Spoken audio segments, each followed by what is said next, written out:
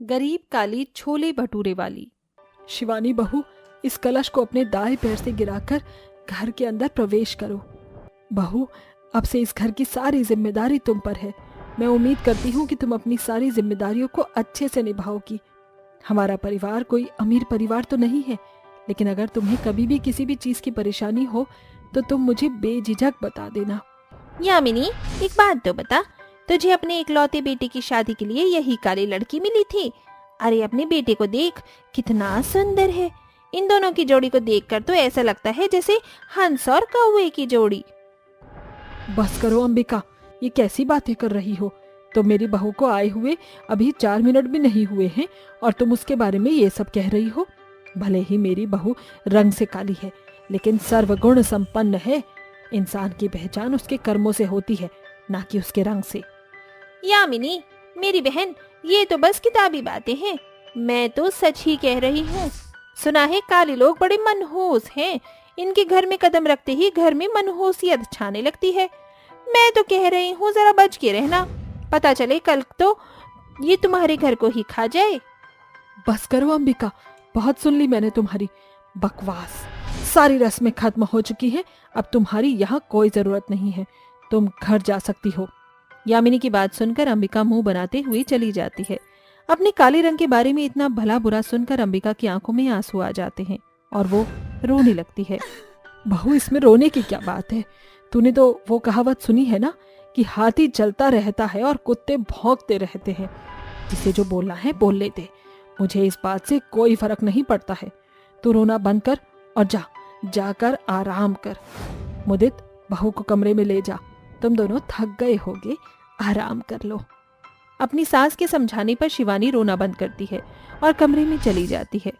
अगले दिन होते ही शिवानी जल्दी से उठती है और तैयार होकर चूल्हे के पास जाकर अपनी पहली रसोई का खाना बनाती है। शिवानी को खाना बनाने का बहुत शौक था और वो खाना भी बहुत अच्छा बनाती थी।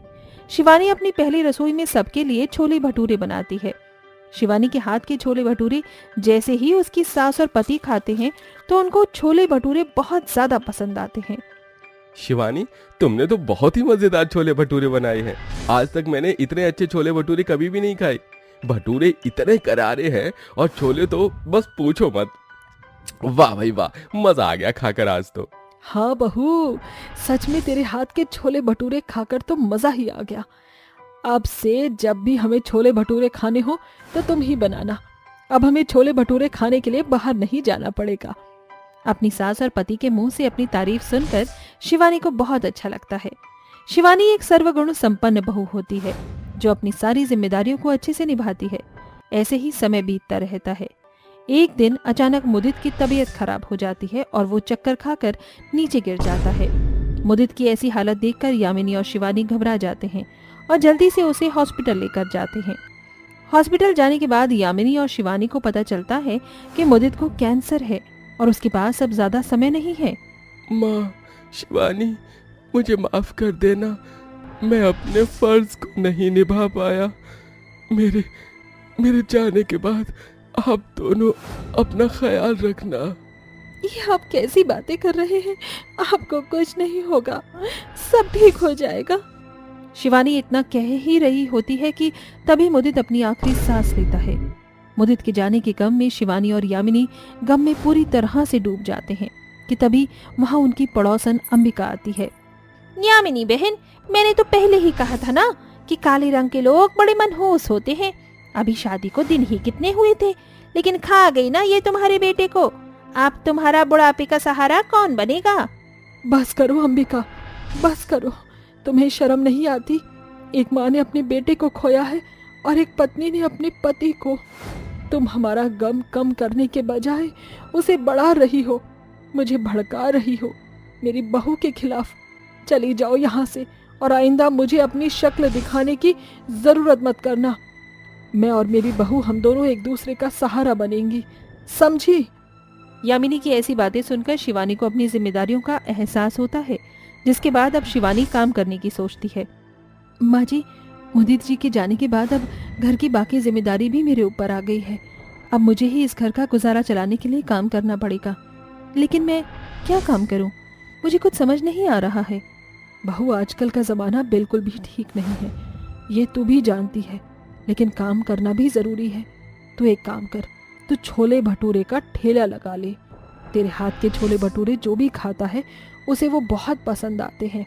मेरा यकीन है कि तेरे हाथ के छोले भटूरे सबको पसंद आएंगे और तेरी बिक्री भी अच्छी खासी हुआ करेगी। माँ जी, आप बिल्कुल ठीक कह रही हैं। मैं कल से ही छोले भटूरे का ठेला लगाना शुरू करती हूँ। यामिनी घर में बचे कुचे पैसे उठाकर शिवानी को दे देती है, जिसके बाद शिवानी छोले भटूरे बनाने का सारा सामान ले आती है और अगले दिन होते ही शिवानी और यामिनी छोले भटूरे लेकर ठेले पर बेचना शुरू कर देते हैं। छोले भटूरे ले लो, छोले भटूरे गर्मा गर्म अचार मिर्ची प्याज के साथ, सिर्फ 30 रुपए प्लेट। छोले भटूरे ले लो, छोले भटूरे। भाई साहब, छोले भटूरे ले लीजिए। देखिए, भटूरे गर्मा गर्म हैं और करारे भी। एक बार खाएंगे, बार बार आएंगे। अगर इतना कह रही हो तो एक प्लेट छोले भटूरे दे दो। ये लीजिए साहब, आपके गर्मा गर्म छोले भटूरे। खाकर बताइए कैसे बने हैं। अरे वाह, ये छोले भटूरे तो सच में बहुत अच्छे बने हैं। आज तक मैंने इतने अच्छे छोले भटूरे कभी भी नहीं खाए। और ये अचार, आहा, इसे तो खाकर मजा आ गया। एक काम करो, तुम और 2 प्लेट छोले भटूरे पैक कर दो। आज तो मेरी पत्नी और मेरा बेटा ये छोले भटूरे खाकर खुश हो जाएंगे। कस्टमर की बात सुनकर शिवानी और यामिनी बहुत खुश हो जाती हैं और जल्दी से यामिनी गर्मा गर्म 2 छोले भटूरे की प्लेट पैक कर देती है। अब धीरे धीरे शिवानी और यामिनी का छोले भटूरे का बिजनेस मार्केट में चलने लगता है। अब हर कोई दूर दूर से शिवानी के हाथ के छोले भटूरे खाने के लिए आया करता था। शिवानी गर्मा गर्म छोले भटूरे बनाती और यामिनी उन्हें कस्टमर को देती। दोनों सास बहू मिलकर दिन रात खूब मेहनत करके छोले भटूरे बेचा करते थे, जिससे अब उनकी पैसों को लेकर परेशानी धीरे धीरे कम होने लगती है। कुछ महीनों की मेहनत से ही शिवानी और यामिनी छोले भटूरे के ठेले से एक दुकान पर आ जाते हैं। वो एक छोटी सी दुकान को किराए पर लेकर उसमें छोले भटूरे बनाकर बेचा करते थे।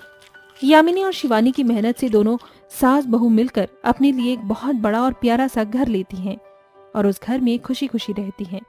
अब शिवानी और यामिनी ने एक होटल खोल लिया होता है, जिसमें वो छोले भटूरे के साथ साथ और भी तरह तरह के खाने बेचा करती हैं। सच में बहू, अगर तू ना होती तो मुदित के जाने के बाद तो मैं पूरी तरह से टूट जाती और शायद मैं जी नहीं पाती। माँ जी, ये आप कैसी बातें कर रही हैं? मैंने आपको कभी अपनी सास नहीं बल्कि माँ माना है। मुदित जी के जाने के बाद आपके साथ से ही आज ये सब कुछ हो पाया है। अगर आप ना होती तो शायद मैं कभी भी छोले भटूरे के काम को शुरू नहीं कर पाती और ना ही इस मुकाम पर पहुंच पाती। इसमें तेरी और मेरी हम दोनों की ही मेहनत है। भगवान की ऐसी ही कृपा हमारे परिवार पर बनी रहे। अब यामिनी और शिवानी खुशी खुशी अपने घर में रहती हैं और अपने छोले भटूरे का बिजनेस संभालती हैं। शिवानी के पति की मौत का कारण कैंसर होता है, इसीलिए शिवानी हर महीने अपने पैसों में से कुछ पैसे कैंसर से पीड़ित लोगों के ऑपरेशन में दान करती है और हर महीने गरीबों को मुफ्त में छोले भटूरे खिलाती है, जिससे लोगों की दुआ शिवानी और यामिनी पर बनी रहती है। हिमेश अपनी बीवी और एक बच्चे के साथ रहता था। वो अपने परिवार का पेट पालने के लिए मजदूरी किया करता था।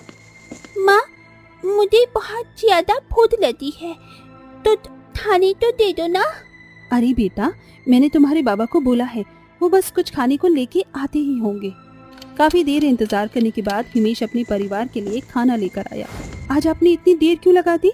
मोहिनी, वो आज का काम जरा ज्यादा था। मुन्नी इंतजार करते करते भूखी ही सो गई।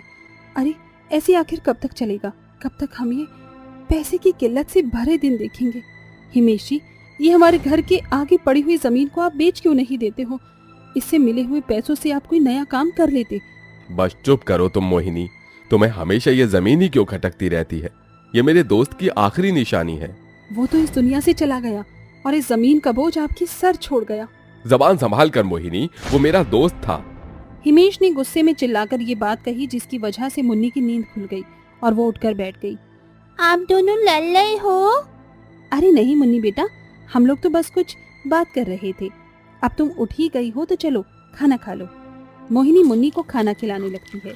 इस तरह उनके बीच का झगड़ा उस वक्त तो शांत हो गया था, लेकिन रोज ही मोहिनी उस जमीन को लेकर हिमेश से बहस करती ही रहती थी।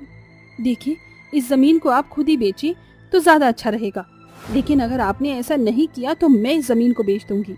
ऐसा करने की सोचना भी मत मोहिनी। तुम चाहती हो कि मैं इस जमीन का कुछ करूं? और नहीं तो क्या। अच्छा तो ठीक है, कल से मैं इस जमीन पर खेती करूंगा। आपका दिमाग तो सही है। अरे इस जमीन पर खेती के चक्कर में रहे तो हम लोग भूखे मर जाएंगे। इस बंजर जमीन में अब उपजाऊपन कहाँ होगा? मैं नहीं जानता, तुम ही तो कहती हो कि मैं इस जमीन का कुछ करूं, तो फिर ठीक है, मैं इस जमीन पर अब खेती ही करूंगा। लेकिन इसे बेचने में क्या? मैं इस जमीन को हरगिज नहीं बेचूंगा, फिर चाहे इसे बचाने के लिए मुझे मेरा सब कुछ बेचना पड़ जाए। मोहिनी हिमेश की जिद से परेशान थी। वैसे गलती तो हिमेश की भी नहीं थी, वो तो बस अपनी दोस्ती निभा रहा था। हिमेश गुस्से में बाहर आ गया और सालों से ऐसे ही पड़ी हुई जमीन को साफ करने लगा। मोहिनी उसकी मेहनत करते हुए उसे देख रही थी। सुनिए जी, आप इसे साफ करते हुए पूरा दिन हो गया है, कुछ खा लीजिए। मुझे नहीं खाना है, ले जाओ इसे। हिमेश मोहिनी से नाराज था। उसने सुबह से शाम तक कुछ भी नहीं खाया और ना ही पिया, और उसे जमीन को साफ करते करते सुबह से रात हो गई। अब बाकी का काम कल कर लीजिएगा, रात हो रही है, आखिर कुछ खा लीजिए। मुझे परेशान मत करो। ये कैसी जिद है? ऐसी भी क्या नाराजगी कि पूरा दिन कुछ खाया ही नहीं? मैं तो आपको मना कर थक गई हूँ। अब आगे आपकी मर्जी, आपको अंदर आना हो आइए, वरना मैं तो सोने जा रही हूँ। खाना वहीं किचन में रखा हुआ है, जब मन हो खा लेना। मोहिनी अंदर जाकर सोने को लेट गई, लेकिन उसे हिमेश की चिंता हो रही थी, इसीलिए उसे नींद नहीं आई। हिमेश बाहर अपनी जमीन पर ही सो गया। सोते हुए हिमेश को एक सपना दिखाई दिया, जिसमें उसका दोस्त उसके पास आया। मेरे भाई, मेरे यार, तू? हिमेश के दोस्त ने उसके हाथ में कुछ बीज दे दिए। हाँ हिमेश भाई, यहाँ तुझे कुछ देने आया हूँ। मैं तेरी ईमानदारी और दोस्ती से बहुत ही ज्यादा खुश हूँ। तूने मेरी आखिरी निशानी को अपनी जान से भी ज्यादा संभाल कर रखा हुआ है। मैं जानता हूँ कि तूने बहुत परेशानी वाले दिन भी देखे हैं, लेकिन ऐसे में भी तूने मेरी जमीन पर कभी लालच वाली निगाह नहीं डाली। अगर मेरी खुद की कोई औलाद होती और मैं उसके हवाले जमीन को करके आता, तो शायद वो भी इसके इतने अच्छे से ख्याल नहीं रखता। मैं तुमसे बहुत खुश हूँ मेरे यार, और इसीलिए मैं तुझे एक तोहफा देना चाहता हूँ। ये कैसे बीज हैं? ये जादुई बीज हैं। इन बीजों को तू अपने खेत में बो देना और फिर कमाल देखना। तूने मेरी जमीन का इतना ख्याल रखा, तो बस ये उसी के लिए एक छोटा सा तोहफा है। ऐसे बोलकर हिमेश का दोस्त गायब हो गया। हिमेश की उसके गायब होते ही आंख खुल गई, और जब उसने अपने हाथ को देखा तो उसके अंदर सचमुच बीज थी।